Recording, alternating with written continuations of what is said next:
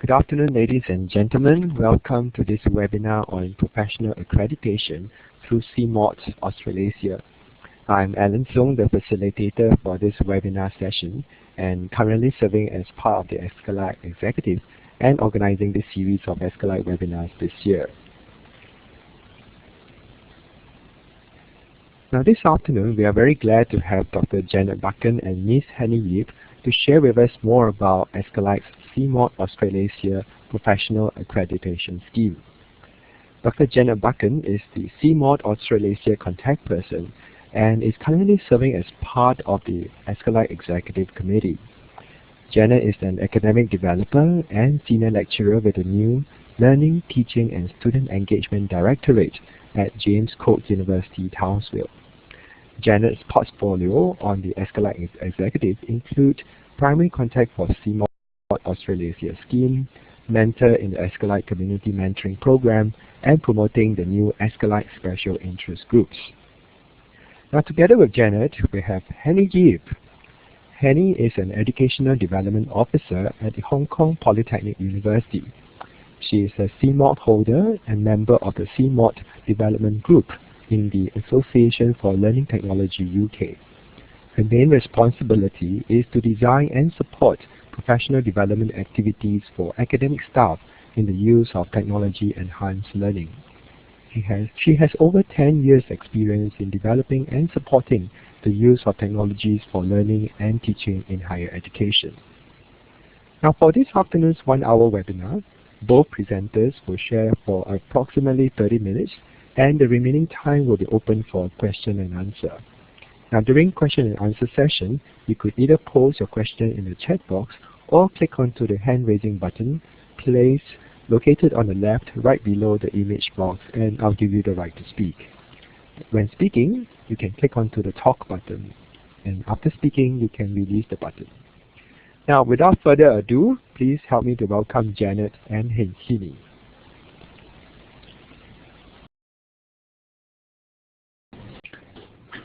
Thanks, Alan, and welcome to everyone. And yeah, from all over, from New Zealand and various parts of Australia, and I think a few more people have registered and are probably still tuning up their technology to join us. So before we start with the colourful environments that your three presenters come from, there's a definite tropical theme from Townsville to Hong Kong and Singapore. So those are the southern regions.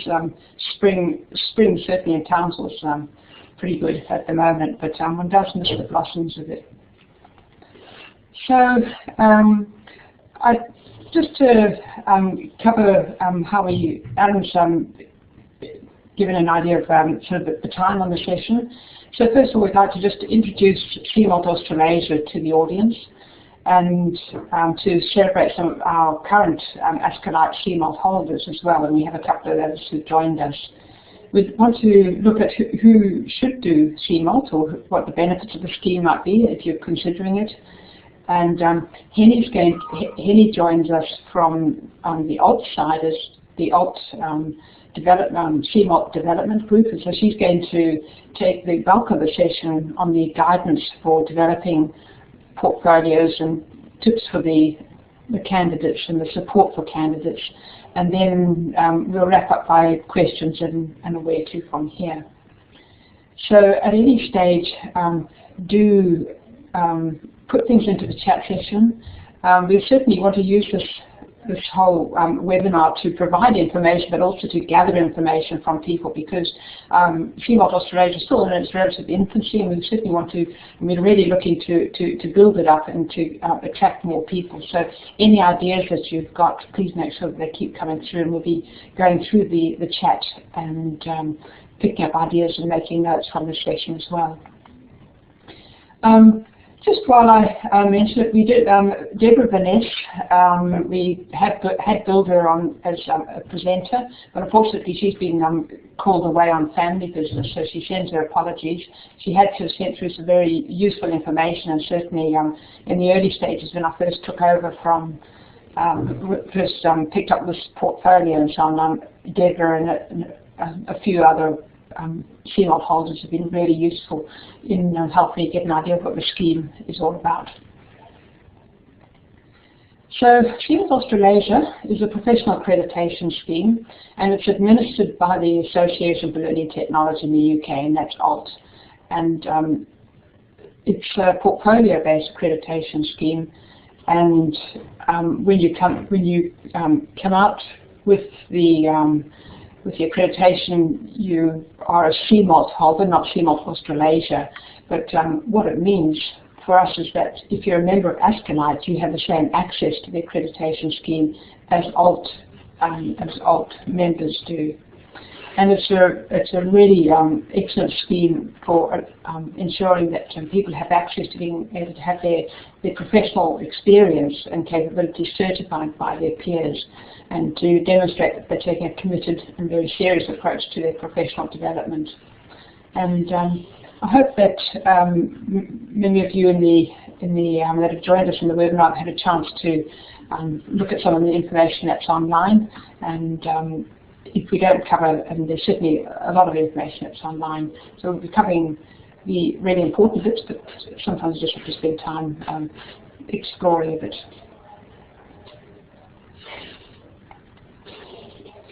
So, who should consider CMALT Australasia or taking it up? Well, CMALT holders come from a very broad range of, I guess, job titles, but primarily they're learning technology practitioners in a very broader sense. They're teachers, researchers from across the educational as well as the commercial sectors.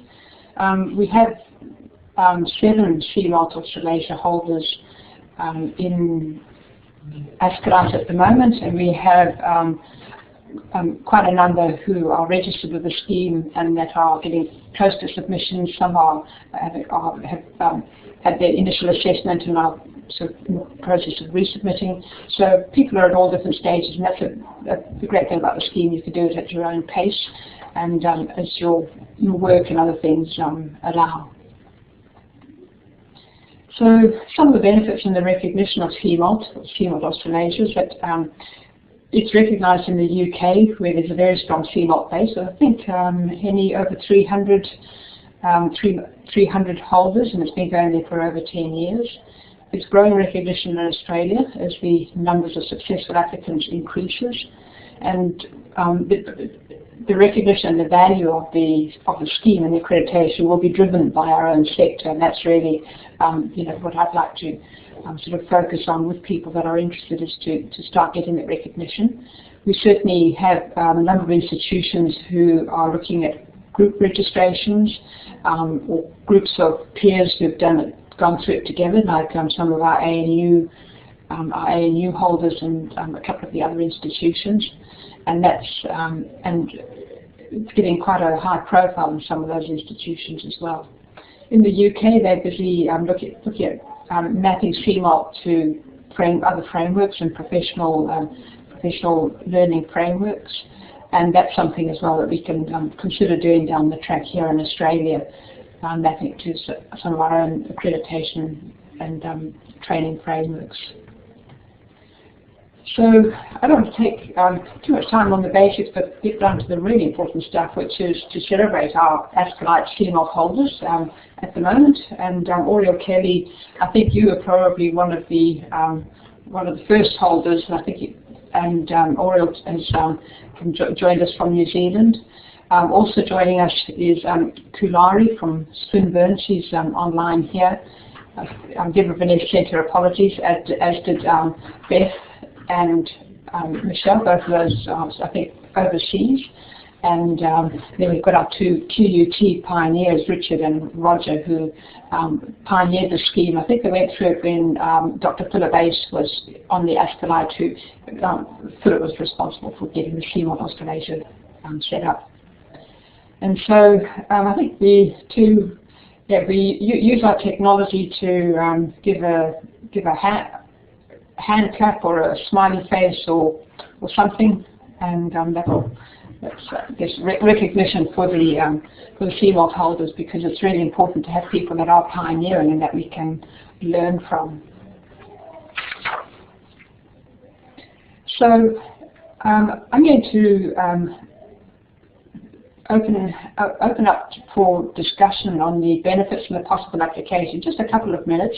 Put something in the chat and pick up the microphone. But I'm going to offer the microphone first of all to Oriel and to Kulari as some CMALT holders to perhaps talk about what the benefits are for them, or to give us some perspectives that they think could be useful as we try and grow the scheme. So it might be best if people put their hand up, and then Alan, perhaps if you monitor and just sort of, point to people, indicate to them that they can take the microphone, or put stuff into the chat and we'll pick it up there.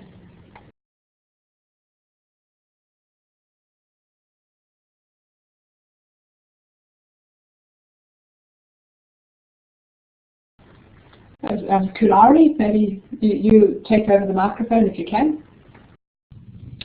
Hello, it's Kulari from Swinburne. There are two key aspects of having a CMALT. One was a personal thing where I got an opportunity to sit and reflect on the projects that I have done and how I have grown through the years of doing these different types of projects. I've come from ALT conference just a week ago, and it was so great to see the recognition about CMALT and having CMALT. Lots of other people in Australia, I haven't come across so many, but in the UK there were so many people and it's been recognized. So I thought that was a great achievement.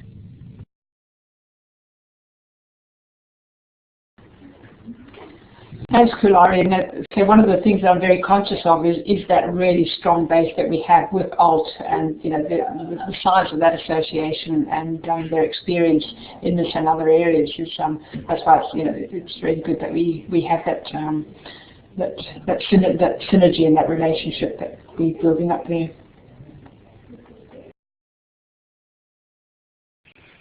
Well, shall I jump in now? It's Oriel here.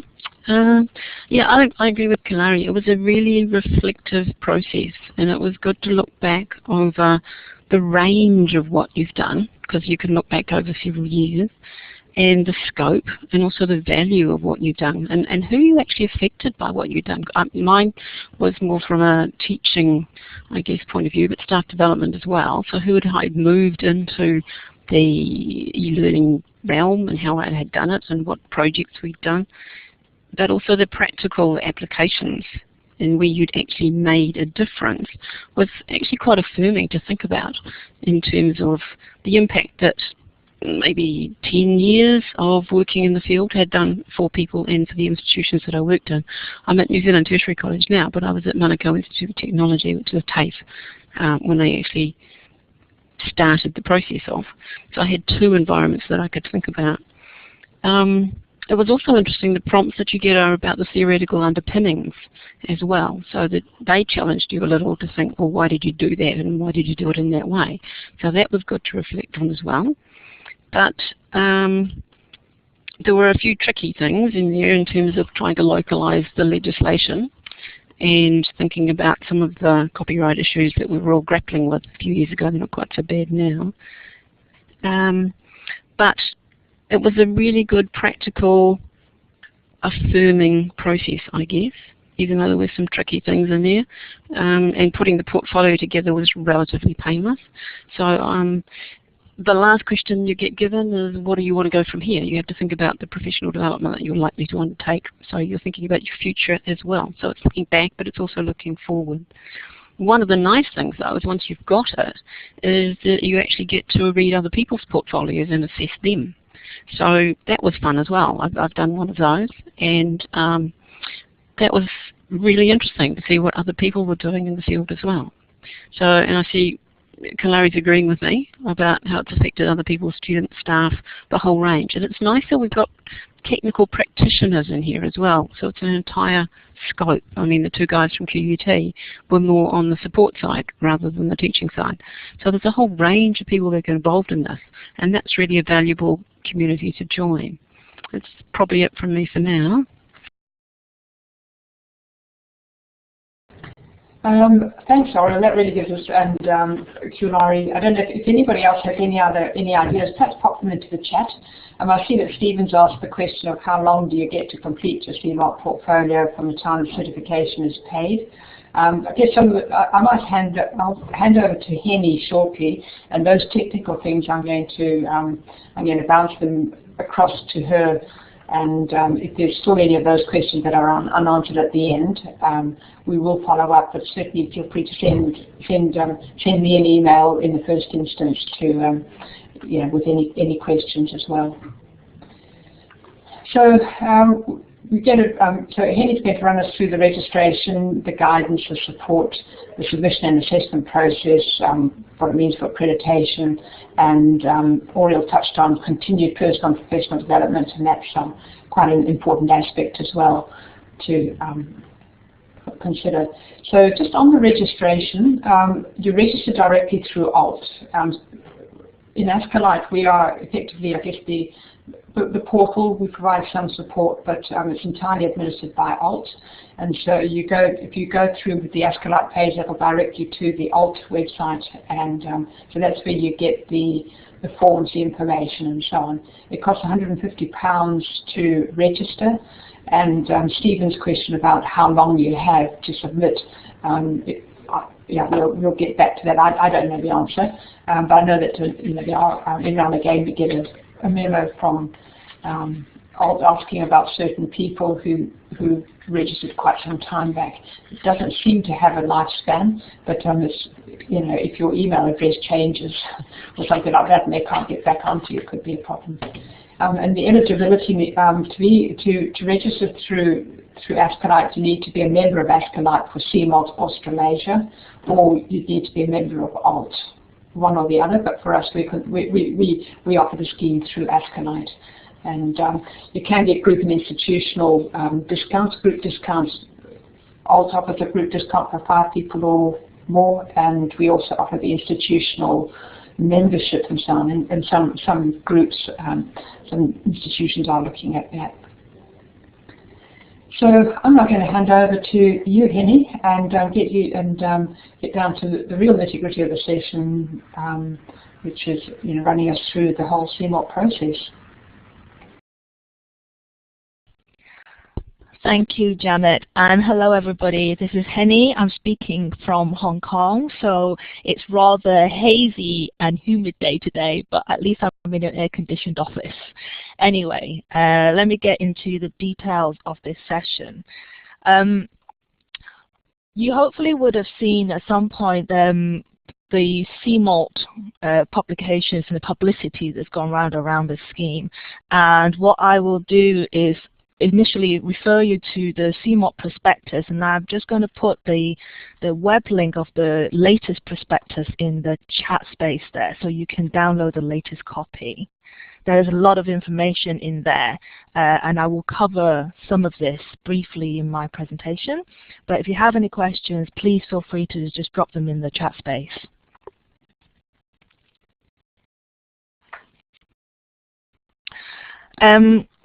Initially, the scheme is based on an agreed definition of the term learning technology within ALT, and you'll find that in the prospectus. But running through the entire CMALT scheme are these key principles and values, and these 4 need to be demonstrated throughout your portfolio as you're putting it together. So the first one is a commitment to exploring and understanding the interplay between technology and learning.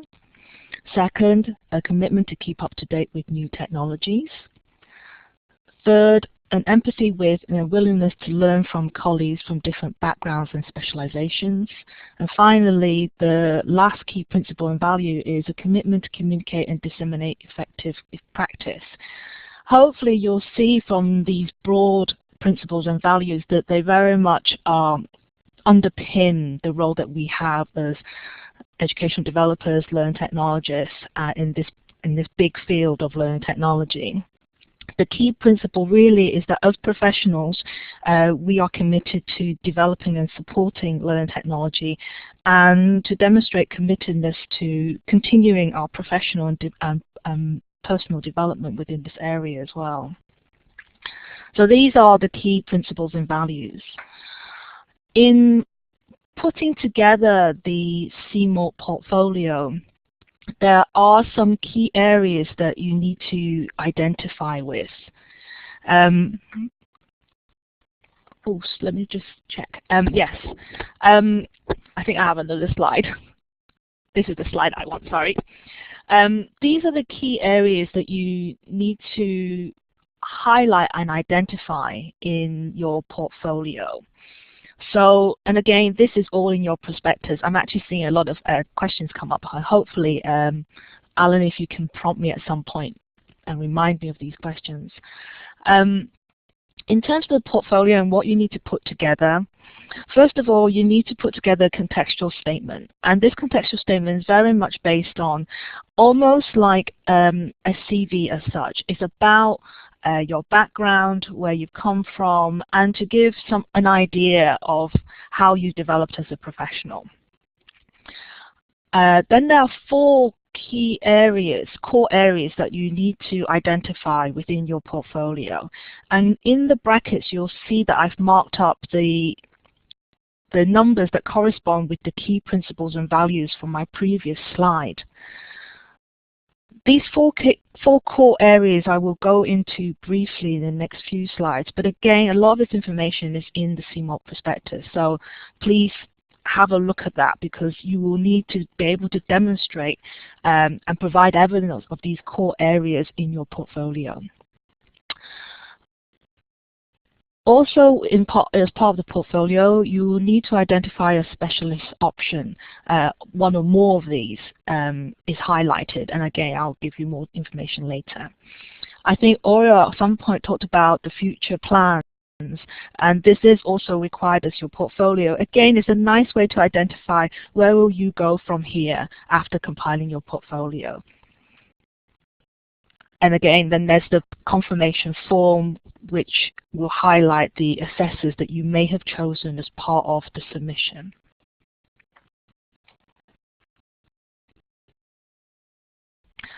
Let me quickly go into the 4 core areas that you need to identify with, and you need to be able to describe each of these areas and be able to reflect and provide evidence of what you're saying and what your understanding is of learning technology.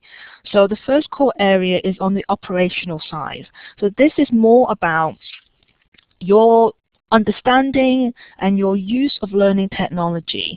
And this might be, you might want to capture how you have been involved in the development or the support or the application of technology within teaching.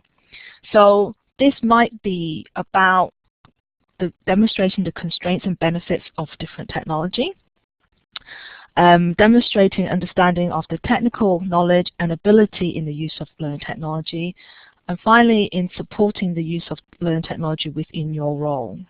Okay, that's the first core area.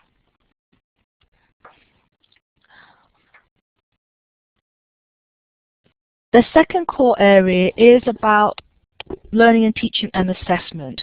And within this area, it's about how you can demonstrate your understanding of teaching and learning and all the assessment processes.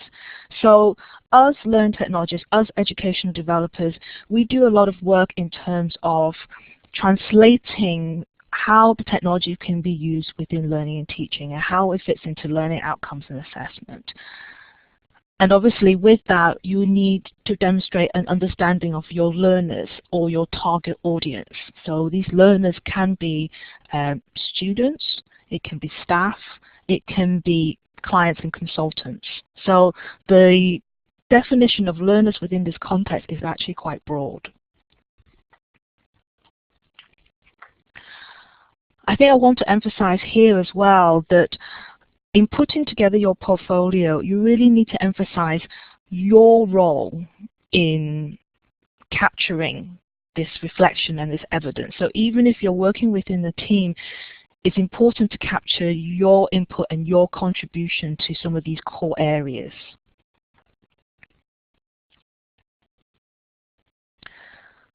The third core area is in the wider context, and obviously the CMALT originally from the UK has captured a lot of the UK regulations and legislations.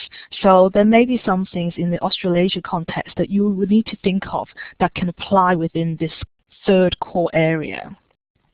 This third core area is about demonstrating understanding and engagement with legislation, policies, and standards. And these could include things like intellectual property, accessibility and disability, maybe even to do with your own institutional context, things around data protection, freedom of information, anything that requires you to be aware and be informed by what's happening externally that might have an impact on your work and will require you to pull this out within your portfolio.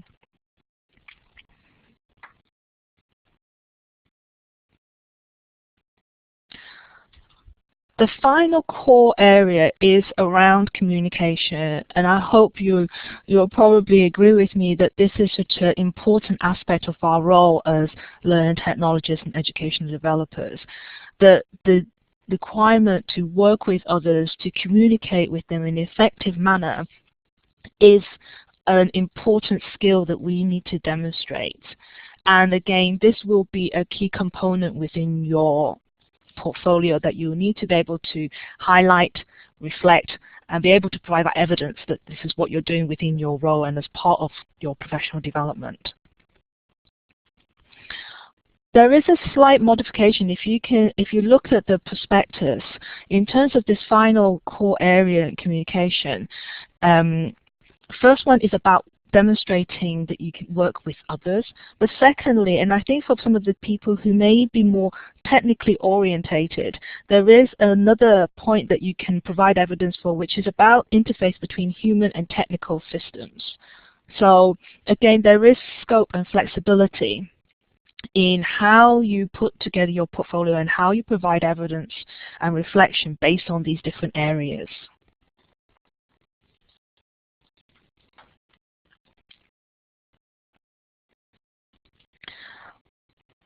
You'll see that as part of your portfolio, CMALT will ask you to provide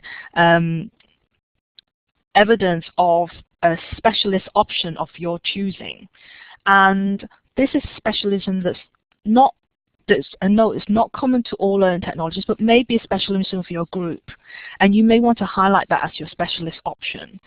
Now, even when you're doing that as part of the group, again, it's important to highlight your own individual role and your own contribution within your portfolio as well.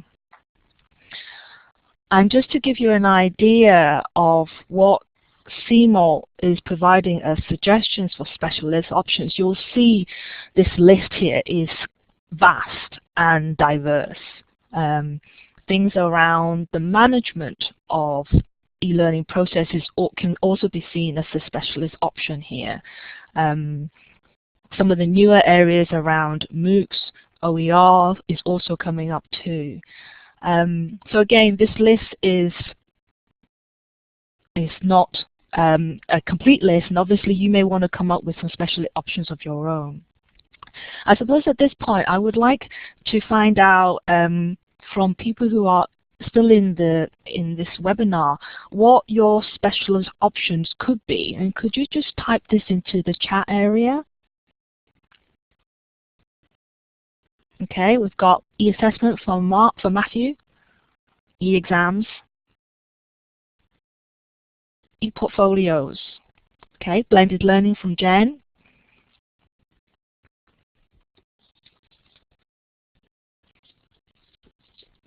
areas around e-portfolios and evaluation.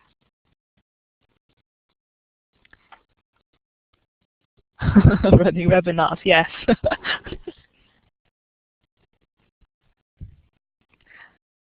That's great. Thank you, everybody. Hopefully you'll see that the list is not entirely complete. And again, you'll be encouraged to identify your specialist options, and you will need to capture this within your portfolio. Oh, okay. something from Alan, SOTL in ICT for learning and for teaching and learning. Yes, I think that could also be a specialist area. Again, in terms of all these areas, it really is about how you have inputted into that area, what the evidence is for your specialist options, and the reflection you've made on this process. Again. Okay, so let's move on from that.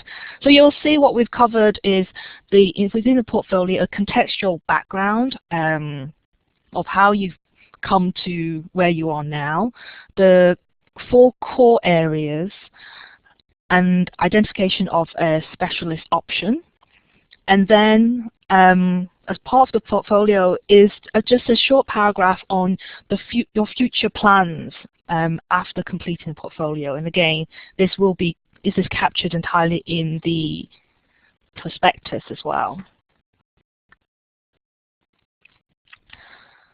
Let me move on now. I have gone into quite a bit more detail than I wanted to around the core areas, but let me talk a little bit about how you go about completing your portfolio. Some of this will be, I think, personal advice from me and also from talking to colleagues who have gone through the process in the past. But it is true to say there is no best way to approach your portfolio. The real guidance that you need is the CMALT portfolio submission form, which you can download from the ALT website. And this really provides you with the structure that you need to compile your portfolio together.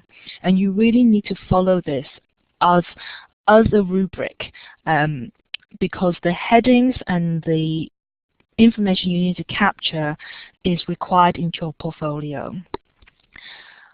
I think my personal advice is choose a system that works for you. And this may just be following the submission form and submitting this as a Word document, or it could be an electronic system that you're comfortable with and you know can capture what you need as part of the portfolio submission. Personally, when I submitted the portfolio, I actually used Evernote because it allowed me to put in hyperlinks and attachments to different areas that CMALT were asking me to compile. So I used Evernote. I know that colleagues in the past have used things like WordPress or even a blog or a website.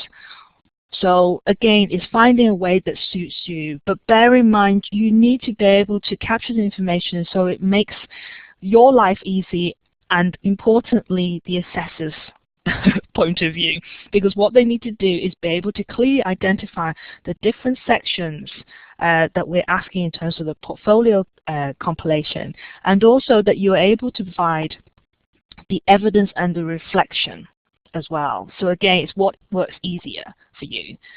Yes, I would say I have definitely heard of people who use Mahara as well as their portfolio submission.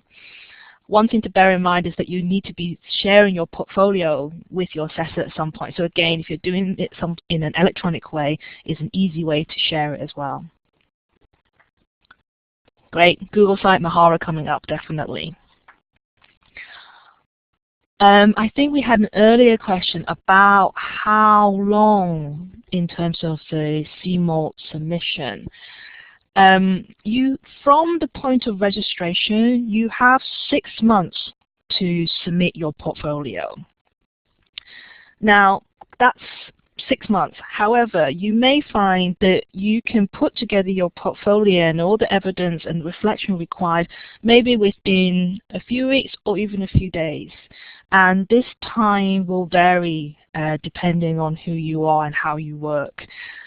6 months is the time frame because, in a sense, it allows you to get the process over as relatively briefly without dragging it on for too long. So 6 months is the time you have from registering with CMALT and submitting your portfolio. I know people have kind of gone either side of that as well. But again, on a personal note, I think I submitted my portfolio in about 3 months. And that's partly because I put together portfolio in small chunks during my time. I know people who've done the portfolio within the group and who've been able to allocate 1 or 2 days to it solidly, and they submitted their portfolio. Okay, I hope that's answered one of the questions.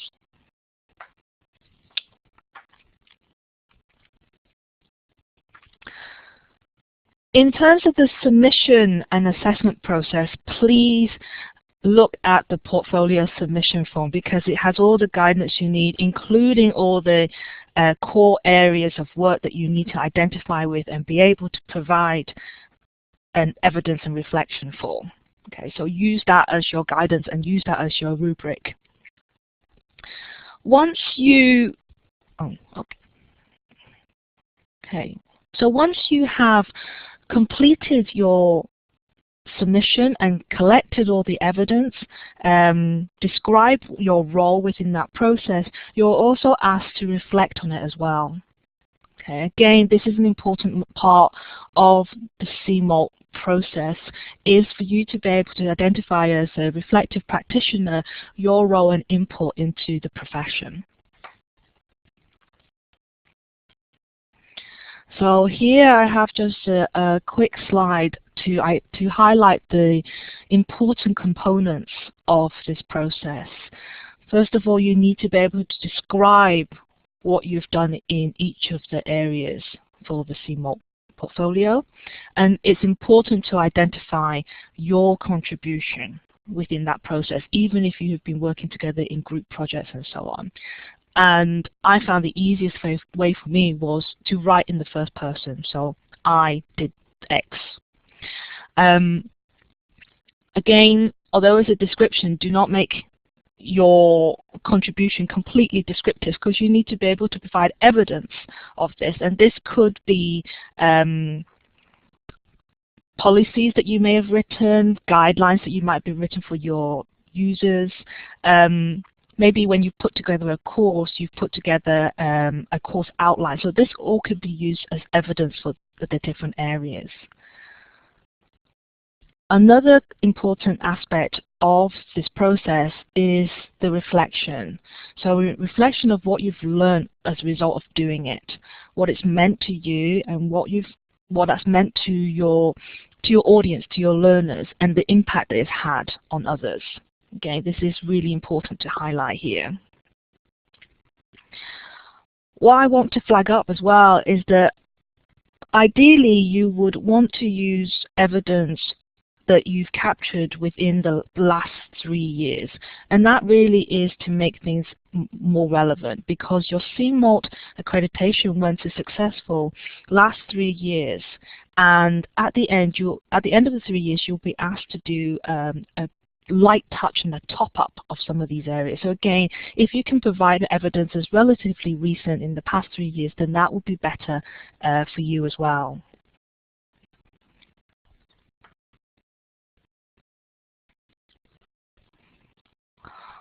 Also, you might find that the evidence that you want to use can be used in different places that addresses several of the core areas, and that is perfectly fine too.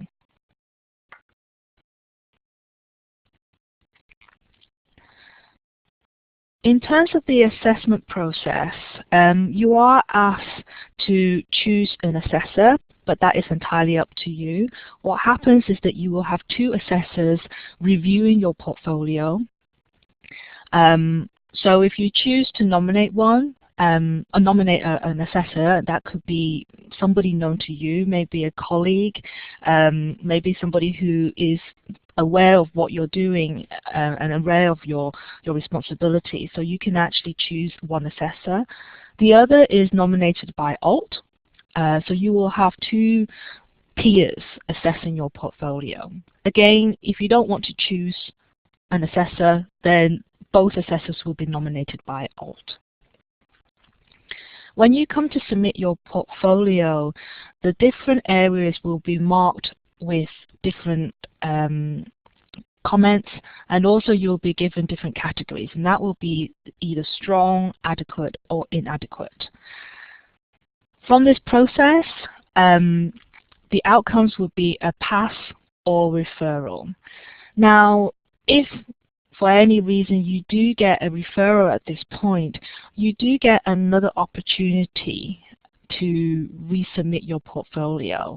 And at that point, you are able to ask for comments and feedback from the assessors to identify the areas that you need to work on. Okay. And again, you will then be able to, you will allow them one submission after that process when you get if you get referral.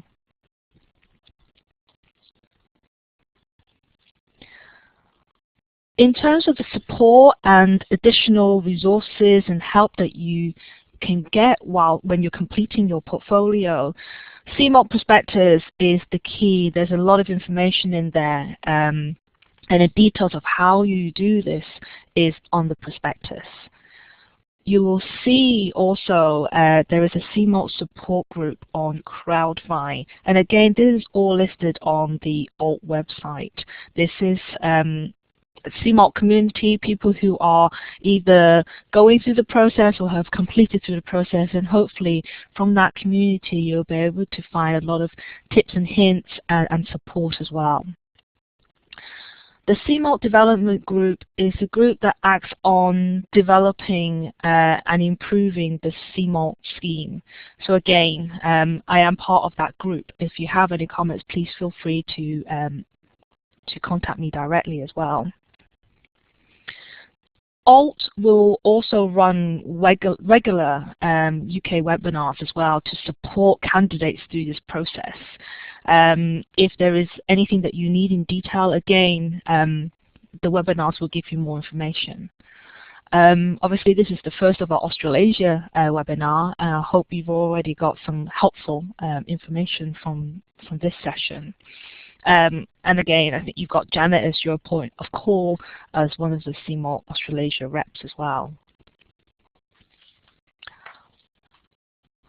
I have just put in a few links here from people who have gone through the CMALT process. Again, this is just useful information and may be worth reading when you start to put your portfolio together.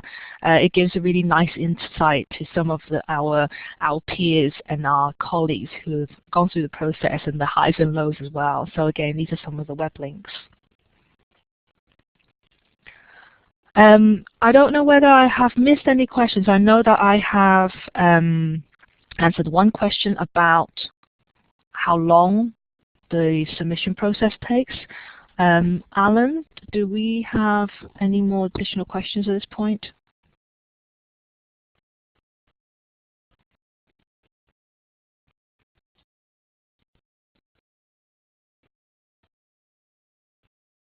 I have just posted up the links from the presentation slides onto the chat box.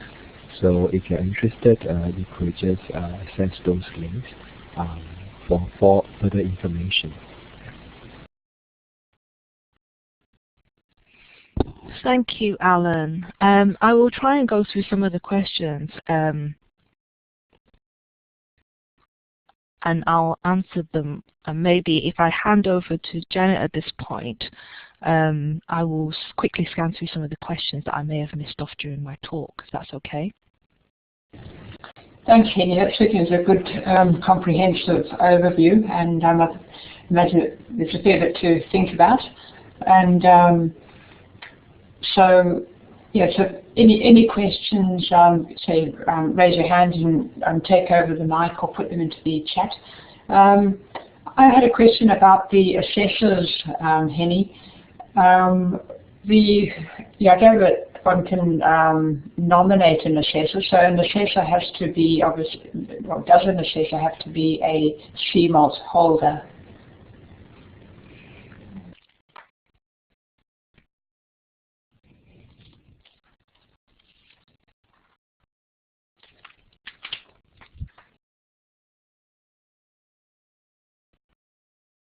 Hi, Janet. Yes. If you nominate one of your assessors, then they do not have to be a CMALT holder. The other person will be nominated by ALT, who will be a CMALT holder. I hope that answers your question. No, that certainly makes sense. So when I talked to a couple of the CMALT holders in the early days when I was trying to understand a little bit more about the scheme, having not been through it myself, the selection of assessors seemed to be quite critical to have somebody that was familiar with one's own area of responsibility, because sometimes it can be quite difficult, so to have somebody like that and then somebody that sort of gets the outside view. Yeah. So that sounds good. Yeah. I think I also had a question about when could people register, and actually you can register at any point. There are no intakes as such, so whenever you're ready you can start your registration process with CMALT.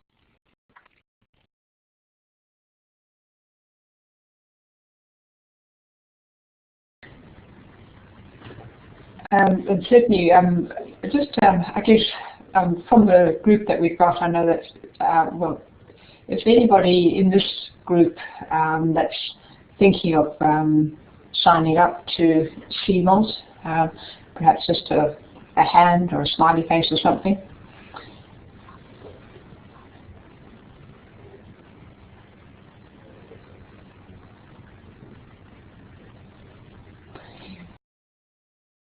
One of the things that we, so certainly, as I indicated earlier, we're really trying to build a foundation of CMALT Australasia holders and a community of practice around that.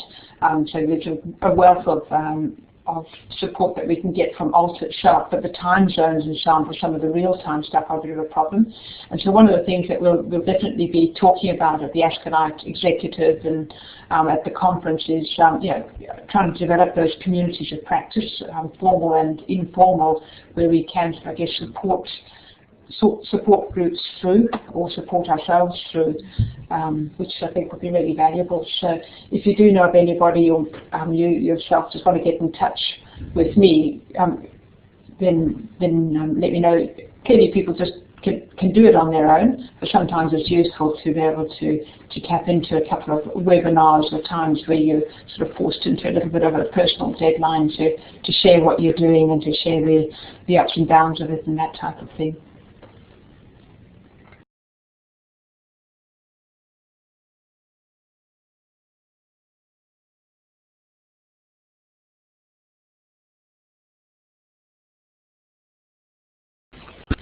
We still have about 10 minutes before the session ends.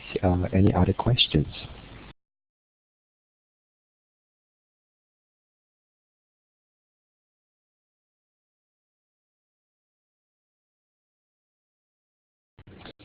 So from my side, the where to from here, obviously developing that community practice is one thing, but for me, I am quite interested in any ideas that you or any of your colleagues could give us about, I guess, promoting the CMALT Australasia scheme further amongst members, I guess non-members. That would encourage people to become members of ASCILITE, but also any ideas about how we can actually get it to be recognised and valued in the Australian institutions, because obviously a scheme like this, to be an accredited member of anything, people need to understand what that actually means. So I know that a couple of the institutions, clearly there is some value in it. We have had quite a few inquiries in the scheme, and I think ALT has had similar inquiries where people see it as a qualification, which is what it's not. And so that's an interesting one, in that you find people from some countries wanting to register quite large groups into the scheme, and they seeing it as a qualification. So we have to be a bit careful on that side of actually knowing exactly what it is that we are offering. We have a question from Stephen. The question is, are there any example of applications that we can look at?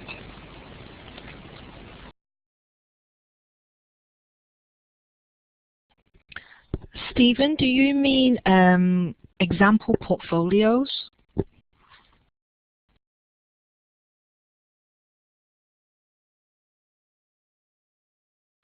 Yes, I think Stephen has just replied.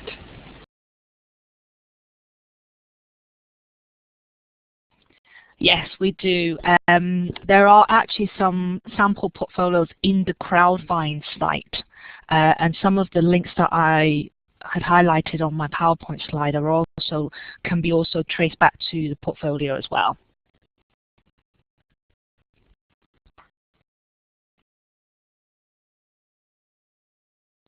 Another question from Matthew, and the question is, oh yes, Janet has just responded to Matthew.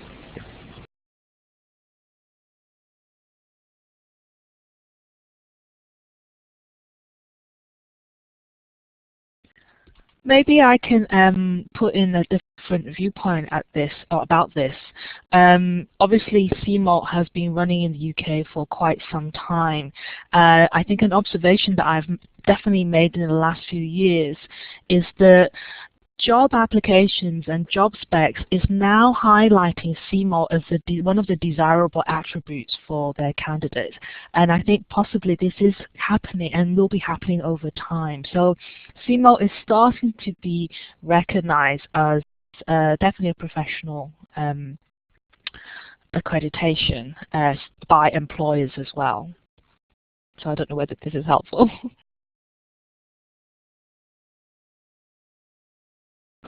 Yeah, that's certainly, yeah, that's really good to hear, Hennie, and that's, I guess, where we'd like to be, because, you know, as more and more of our academic units and learning technology support units and so on get restructured, often out of existence, I guess, in some cases, you know, when people recognize the value of the skills and the professional, you know, what people are actually, you know, what they can do and so on, that really helps.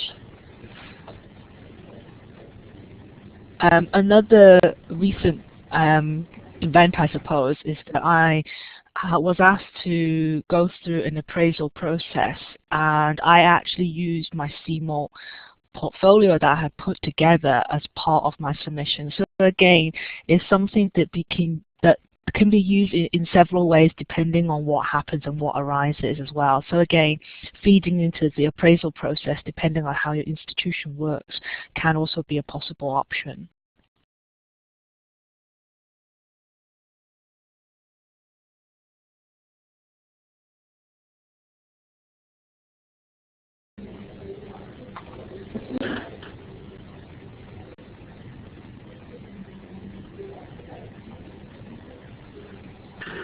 I was just conscious that people might have to start leaving the session, and the contact details are up there.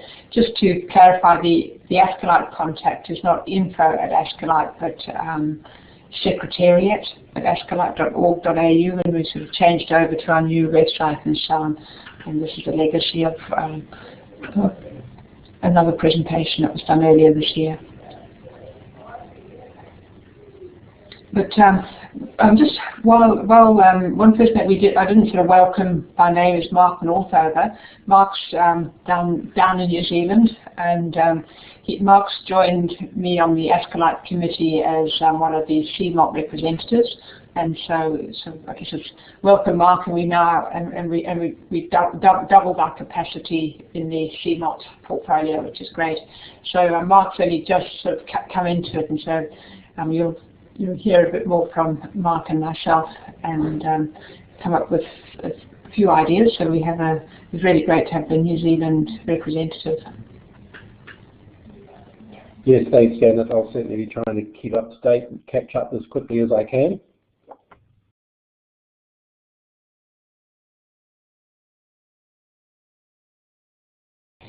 So, Hennie, have you got any last things that you'd like to say? What I would like to, I guess, where to from here is that if we do have a few people registered, and if we do get a few more people registering between sort of now and early next year, what I would like to do is to be able to offer a couple of Australasian-based webinars where we can actually work with those people, and I know that ALT does offer those on a regular basis for their people.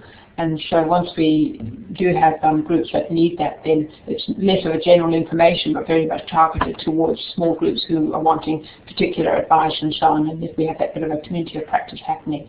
So, people like Hennie and perhaps others who are in the right time zone will be asking the old people for a bit of support there. But we clearly, from what Oriel and Kulari and others who gave their apologies, people seem, those CMALT holders in ASCILITE seem to be very willing to share their services and their experience as well. So we look forward to growing our professional accreditation.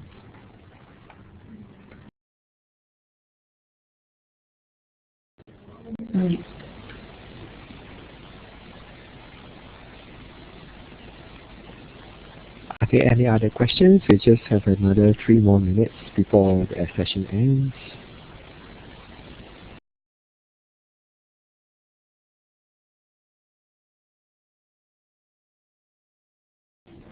Again, just simply thanks to everybody for your participation, active participation, and we look forward to seeing many of you in Dunedin in a couple of months' time, and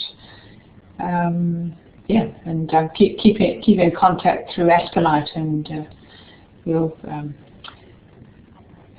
have a good weekend. Well, on behalf of ASCILITE and everyone attending this webinar, thank you Janet and Hennie for sharing with us this afternoon, and thanks to Kulari and Oriel for sharing their experience.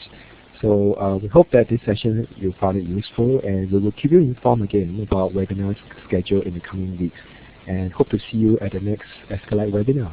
Bye for now.